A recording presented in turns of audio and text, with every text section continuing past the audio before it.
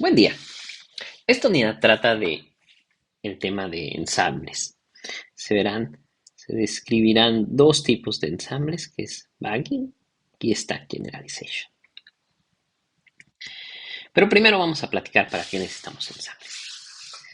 Y vamos a empezar con el problema de clasificación binaria. Vamos a pensar que tenemos m algoritmos, cada uno con una probabilidad de acierto de 0.51. Realmente son muy malos. Son malos. El 0.50 sería que son binarios, sería totalmente al azar, ¿no? Pero estos clasificadores aprendieron tantito. Pero una característica muy importante es que son completamente independientes. Son clasificadores completamente independientes. Entonces, si son clasificadores completamente independientes, estos clasificadores se pueden observar, o bueno, se comportan como una variable aleatoria de una distribución binomial.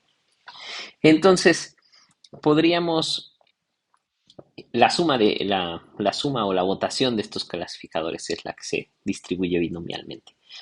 El clasificador por sí mismo es Bernoulli.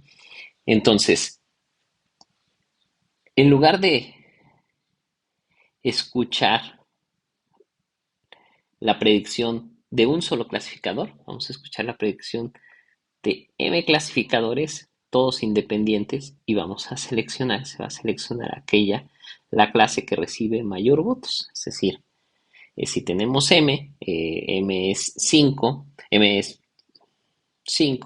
entonces si hay 3 votos, quiere decir que es la clase que se va, vamos a decir. Por simplicidad, pensemos que tenemos un ejemplo de la clase positiva. Entonces, ¿qué pasaría? ¿Cómo se comporta la distribución cumulativa de la función binomial si cambiamos el tamaño de m, que es el número de clasificadores? Y bueno, se comporta de la siguiente manera, donde en este tenemos el tamaño de m. Podemos ver que cuando va incrementando, pues el accuracy, el, que es la medida de rendimiento, va a irse incrementando hasta llegar a un punto muy muy alto cuando tenemos 10.000 clasificadores independientes. Eso es lo que, eso es lo que pasa. Ahora, ¿qué pasa en el problema de regresión? ¿Qué pasaría en regresión? Bueno, en regresión, pero en particular cuando se tiene el error, el cuadrado del error, la función de error es el cuadrado del error, es decir, esta, donde y gorrito es la predicción y y es lo que se mide. Entonces, el error o la media del error, la esperanza del error, la podemos representar de la siguiente manera, donde tenemos la varianza de nuestro estimador más el sesgo de nuestro estimador. Lo cual quiere decir, ¿qué quiere decir eso? ¿No? Quiere decir que si tenemos m regresores independientes, tienen que ser independientes, entonces lo que podemos observar es que el sesgo, o bueno, en este caso la esperanza de la media, o la esperanza de los regresores independientes, pues es la misma. Entonces el sesgo no cambia. ¿Qué no cambia? No cambia esto. Ahora vamos a observar qué pasa con la varianza.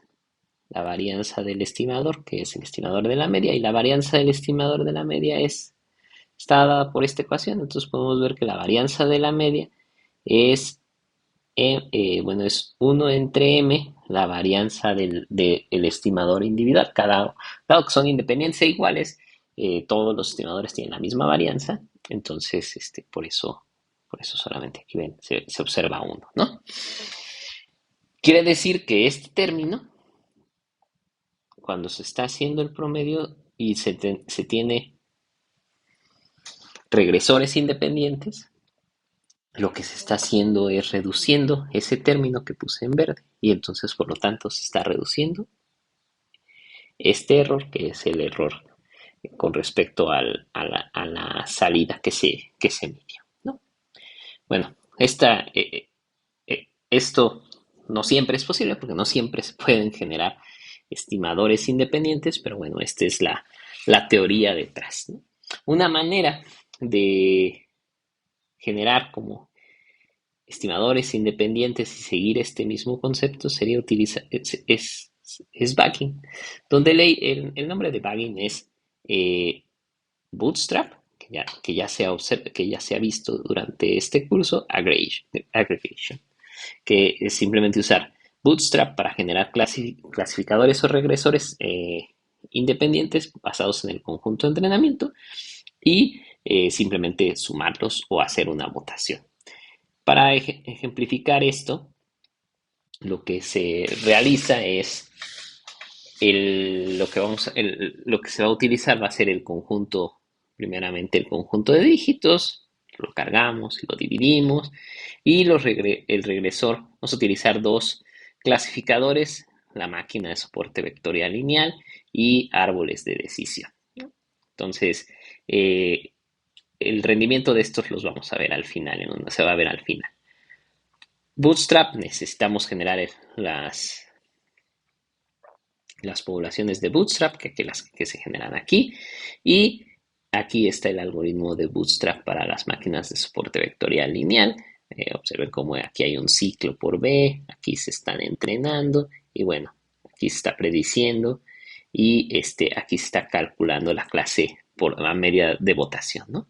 Lo mismo código, bueno, casi el mismo código, quitando que ahora en lugar de la máquina de soporte vectorial tiene el árbol de decisión y todo lo demás es lo mismo, ¿no? Eh, Esto que se acaba de observar es por votación, pero se puede hacer lo mismo no por votación, sino como utilizando el promedio. Las máquinas de soporte vectorial no tienen promedio, no tienen una función que predice la probabilidad de cada clase, tienen una función que se llama la función de decisión, simplemente se acota para que esté entre 1 y -1 y se usa, bueno, el promedio, la suma es, en este caso de clasificación es lo mismo porque se va a utilizar el argumento máximo para sacar cuál es la clase y lo mismo se puede hacer para los árboles de decisión donde sí tenemos la probabilidad y también podemos sacar la suma, ¿no? Y entonces, ¿cuál es el resultado? Cuando usamos solamente los estimadores base, o sea, sin ensamble, este es el macro recall de la máquina de soporte vectorial y este es de los árboles de decisión, ¿no? Se puede observar que la máquina de soporte vectorial es mejor. Ahora si se usa una votación es con un ensamble de 11 y si usa la suma con un ensamble de 11, este es el resultado. Y se puede observar que estos tres resultados son muy similares. Ahora vamos a ver qué pasa en árboles de decisión. Y en árboles de decisión hay un incremento cuando se usa la votación y el mismo valor cuando se usa la suma. Pero estos dos son muy similares y estos dos son mayores que ¿no? Entonces hubo un incremento. Y aquí viene lo interesante. Si uno quiere, aquí me regreso a la parte de la teoría, que es todo corresponde a que se tiene que reducir para que se reduzca el error, se tiene que reducir la varianza. Y si la varianza del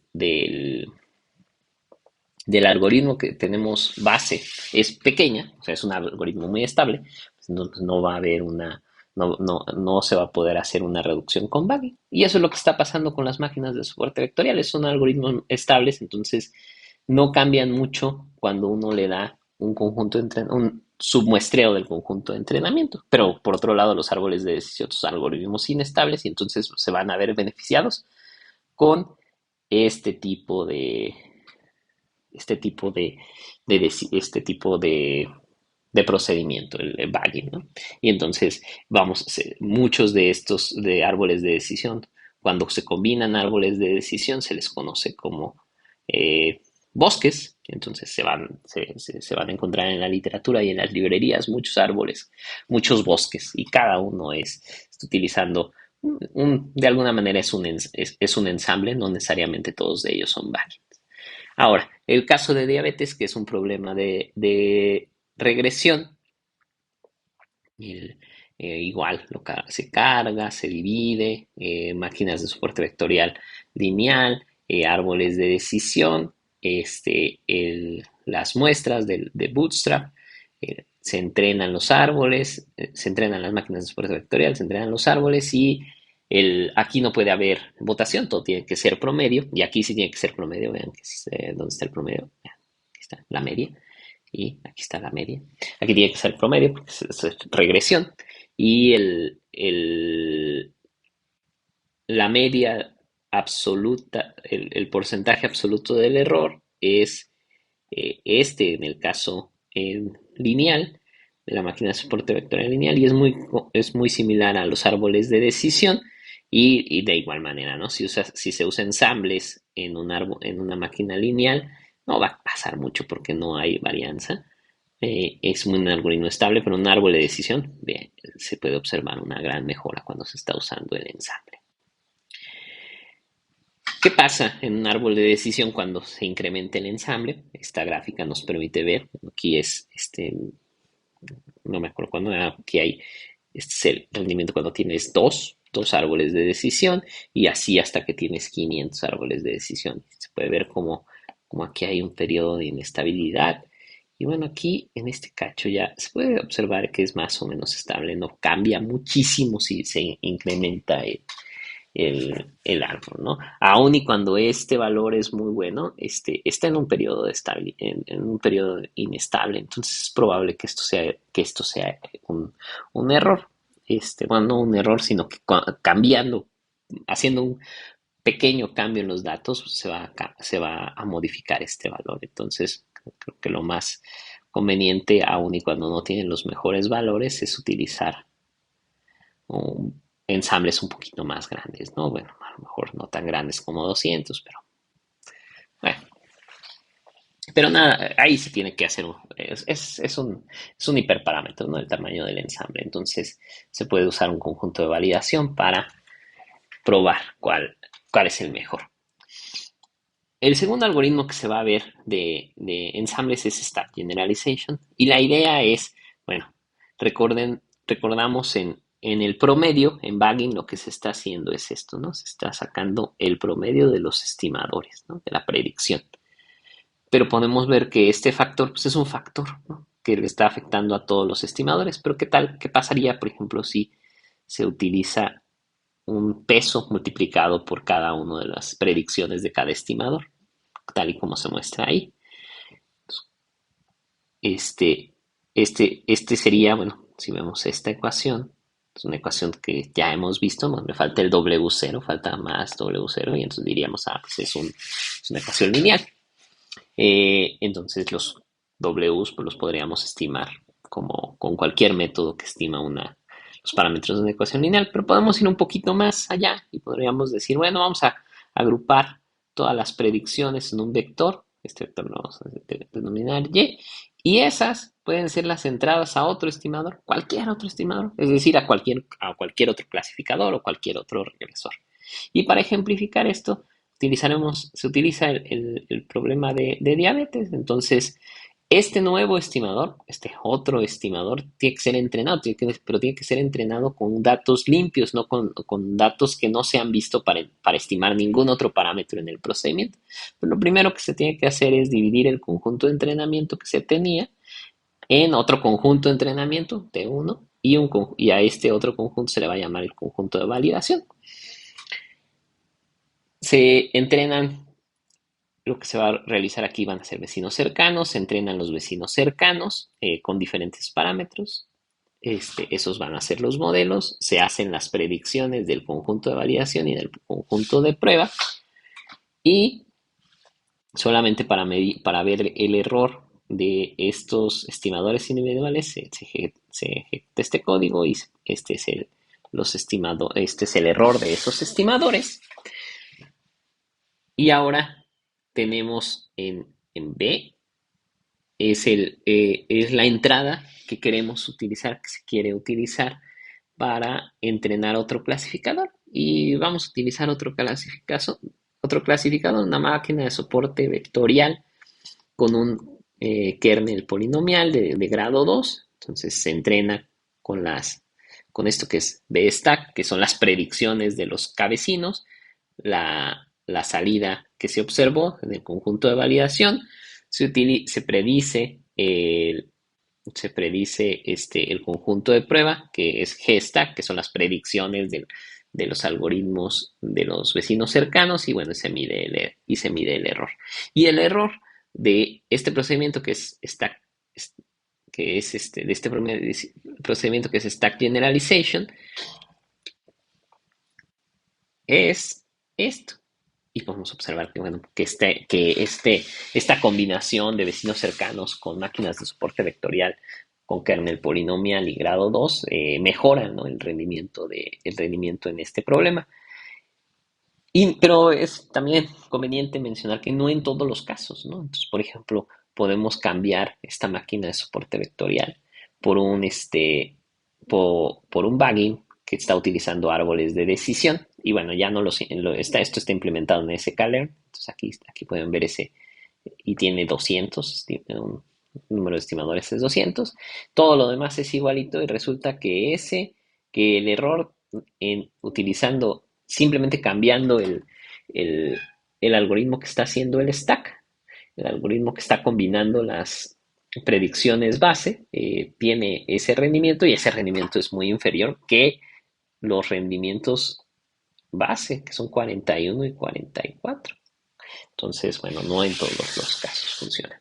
Por aquí termina la unidad de ensambles.